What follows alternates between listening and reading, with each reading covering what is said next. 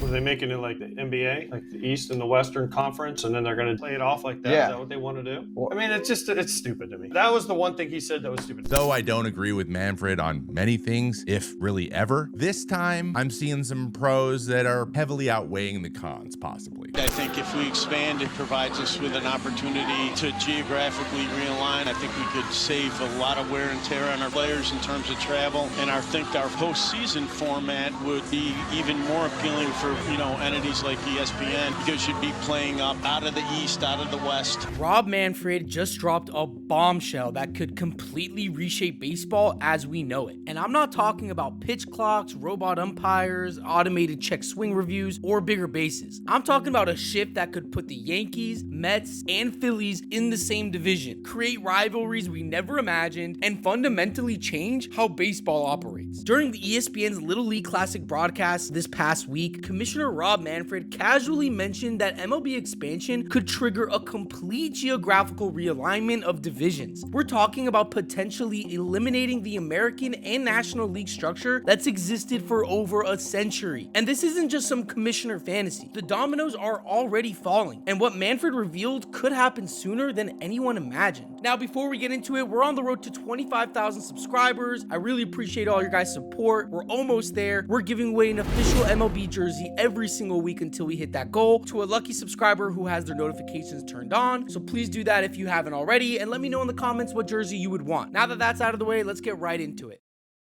Picture this scene. Sunday night, August 18th, 2025. The Seattle Mariners are facing the New York Mets in Williamsport, Pennsylvania for the Little League Classic. When suddenly from the broadcast booth, Rob Manfred drops this absolute bomb. I think if we expand, it provides us with an opportunity to geographically realign. I think we could save a lot of wear and tear on our players in terms of travel, and I think our postseason format would be even more appealing for, entities like ESPN, because you'd be playing up out of the East, out of the West. But before we dive into this potential chaos, let's talk about just how absolutely insane the current geographical setup really is. The San Diego Padres, for example, currently fly approximately 4,000 more miles per season than any other MLB team. 4,000. That's like flying from New York to LA and back again, just in extra travel compared to their closest competitor. And it gets even weirder when you think about how the current divisions are set up. The Colorado Rockies, for example, are in the NL West, but are in a division with 3 teams from California. The closest Californian ballpark to Coors Field is Oracle Park, which is still over 12,000 miles away. The Miami Marlins spend their season flying to places like New York, Philadelphia, and Washington while completely ignoring their natural home state rivals in Tampa Bay, who also play in the AL East for some reason. The Texas Rangers and Houston Astros, 2 teams literally in the same state, didn't even play in the same league until Houston moved to the AL in 2013. Before that, these border rivals might have met once every few years in spring training or not at all. But this is something I never really thought about until diving into this story. Some of these seemingly bizarre arrangements actually might have been intentional. Just think about it. Keeping the Yankees and Mets in different leagues, the Cubs and White Sox separated, the Dodgers and Angels apart. Maybe MLB was deliberately preserving the possibility of same city World Series matchups while also giving a rare and more special feel to when these same city teams did actually play each other once in a blue moon. That 2000 Subway Series between the Yankees and Mets, the potential for a freeway series between the Dodgers and Angels, a crosstown showdown between the Cubs and White Sox. Maybe the current system isn't as crazy as it seems. Maybe it's designed to create maximum drama when it matters most. But now imagine this absolutely electric scenario that this geographical realignment could create.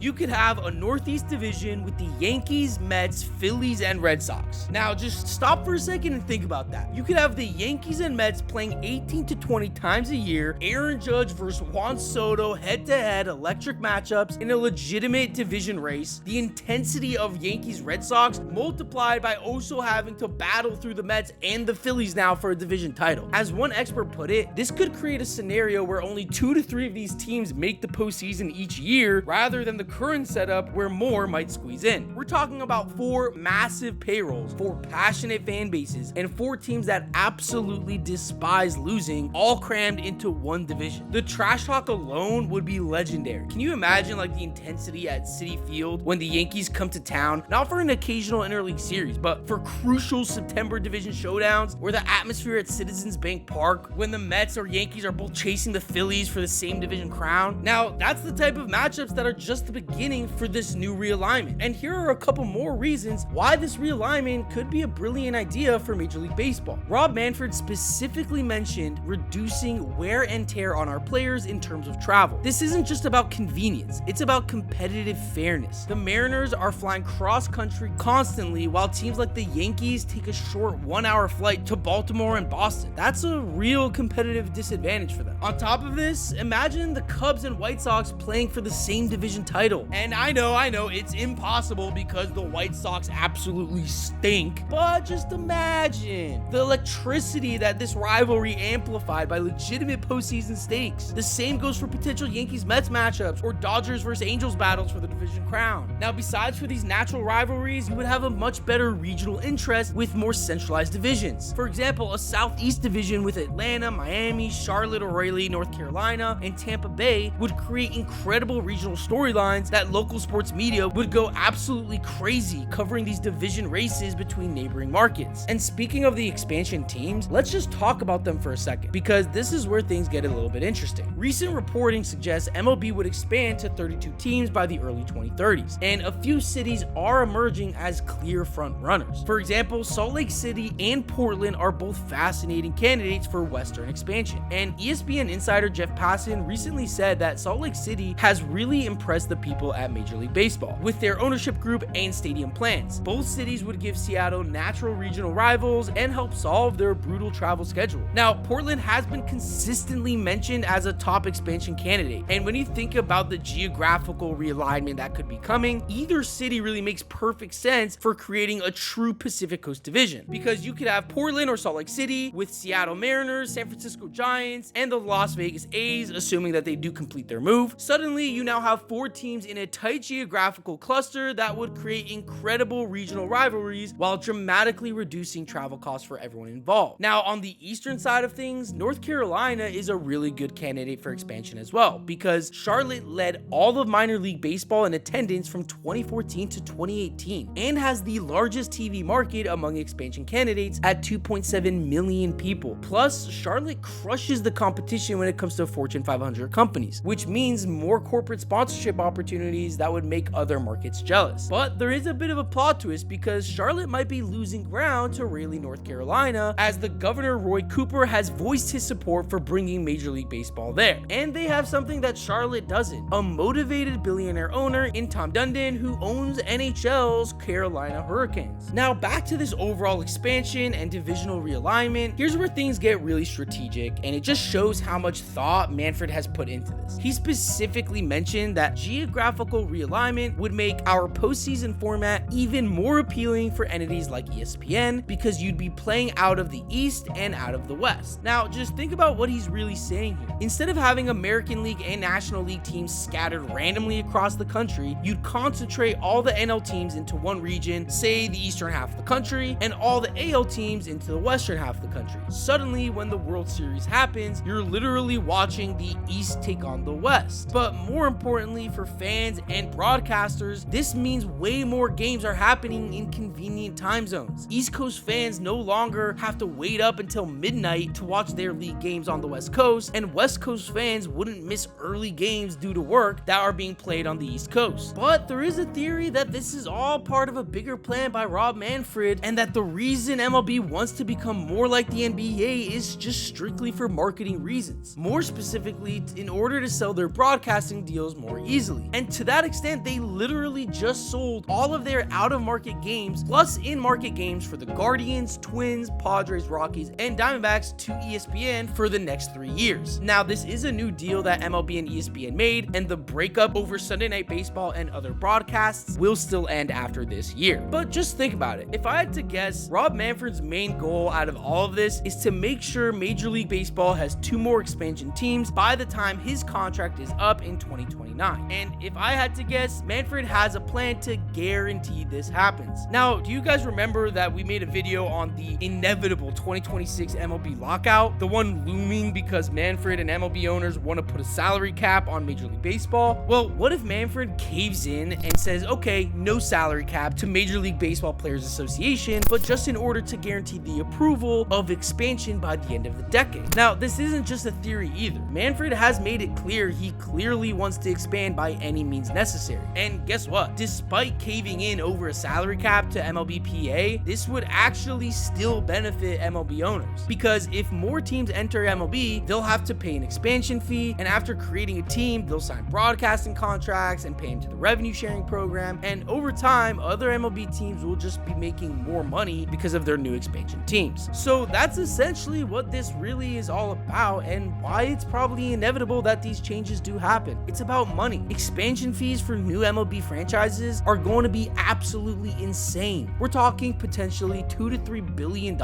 per team, which means current owners would split $4 to $6 billion just in expansion fees. And the financial implications go way deeper than just that. Geographical realignment could reduce travel costs for every single team dramatically across the league, increase the regional TV revenues that each team makes by creating more compelling local storylines. It could boost attendance because now fans can travel 2 to 3 hours more often to see a rival that is more local for them, and attract new corporate sponsors who want to reach a specific regional market and not market to a team knowing that they're going to play half their games across the country. So for all of this, it makes sense what Manfred said about appealing to broadcasters like ESPN being absolutely crucial. Current broadcast deals are worth billions, and geographical realignment could make those deals even more valuable. Just imagine the marketing possibilities. All National League games concentrated in Eastern time zones, perfectly timed for East Coast audiences. American League games concentrated into the Western region, ideal for West Coast viewers. No more East Coast fans staying up until 1 a.m. to watch their league's West Coast games. ESPN could show NL games during Eastern primetime and then switch to an AL game during Western primetime. So clearly the streaming implications are huge. MLB has been working to eliminate these blackouts and increase reach, and this realignment and concentration would make regional streaming packages much more logical for streamers and more fan-friendly.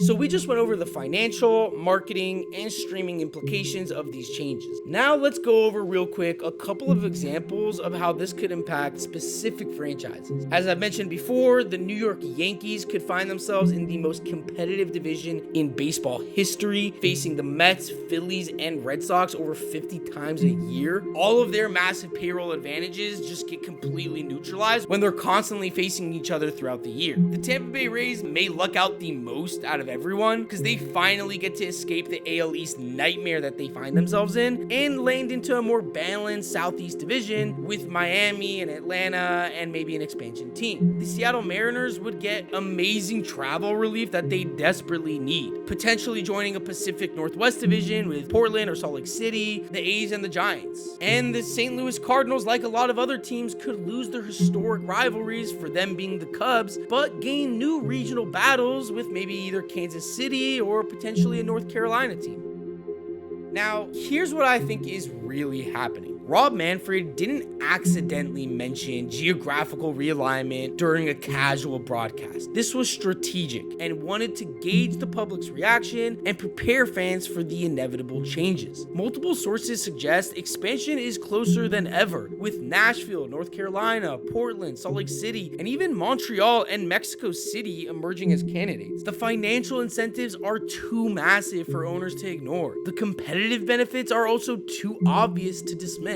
even if they do risk upsetting an entire fan base of people. Despite all of the positive things I've listed so far, people aren't going to be too happy about these proposed divisional realignments. Like, I don't want to see the Yankees and Mets in the same division. I want to see the possibility of that being a World Series matchup. I need the division winner, whoever that is, I need that to mean something. So however we start to divide this up, that needs to carry weight regardless. You see, the problem isn't expansion in MLB. People have no problem with that. In fact, I think most people would tell you that they're excited for new Major League Baseball teams, but what they're not excited for is for regional rivalries to be destroyed. A potential once-in-a-lifetime World Series matchups like Mets vs. Yankees, Cubs vs. White Sox, and Angels vs. Dodgers would be destroyed. We'd be losing a piece of the game that we've been building since 1969 when the American League and National League first implemented a playoff system. But at this point, we're really not talking about if this is gonna happen anymore. Now it's more so just when it's gonna happen and how dramatically are things gonna change. So to sum it all up again for you, Rob Manfred just gave us a glimpse into the future. And this isn't just about adding 2 teams or shifting some division lines. This is about fundamentally reimagining how baseball operates in the 21st century. Travel efficiency, broadcast optimization, regional storytelling, and fan-friendly scheduling. Now, I understand that traditionalists will fight this every step of the way, and honestly, I understand their concerns. Baseball's geographical diversity is precious, and concentrating leagues in specific regions would eliminate something special about baseball and the rich history of some existing rivalries. But while I do understand those concerns, I have to disagree. And maybe that's just because I'm young, but I actually really like this idea. I think it makes a lot of sense for the travel aspect, for regional rivalries, but also for my fan experience. I never liked it being a Yankee fan, and sometimes I'm watching a game at 10 a.m. in the morning, sometimes it's 7 p.m. at night. Like, the scheduling was all over the place. It's hard to follow, not just my team, but other teams in my division. Sometimes it's during the day when I'm at work, or sometimes it's at night and ends late. So I actually really appreciate this. But what do you guys think? Are you guys excited about the possibility of all these realignments and expansion? Or do you want to see baseball preserve its traditional structure and way of doing things? Do you guys think this is going to ruin baseball in any way? Or do you think it helps take it to the next level and helps it grow in popularity? Let me know in the comments below, and make sure to subscribe if you haven't already. That's all for today, and I'll see you guys on the next one.